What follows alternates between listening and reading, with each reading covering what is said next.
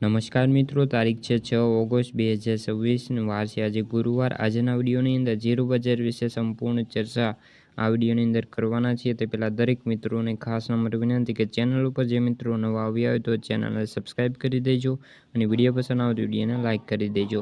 તો મિત્રો, જીરુંમાં મંદીનો દોર યથાવત છે અને 20 કિલોએ વધુ 25 રૂપિયાનો ઘટાડો જોવા મળ્યો છે। ખાસ કરીને જીરુંની અંદર જીરુંમાં વેચવાલી ઓછી છે પરંતુ સામે લેવાલી પણ એકદમ ઓછી જોવા મળી છે।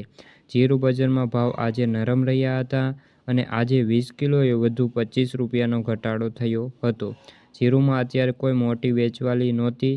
આજે ગોંડલ અને રાજકોટમાં મંડી જે ઓછી આવકો નોંધાઈ હતી। ખાસ કરીને ઊંઝામાં પણ 9000 બોરી આસપાસ આવકો નોંધાઈ હતી।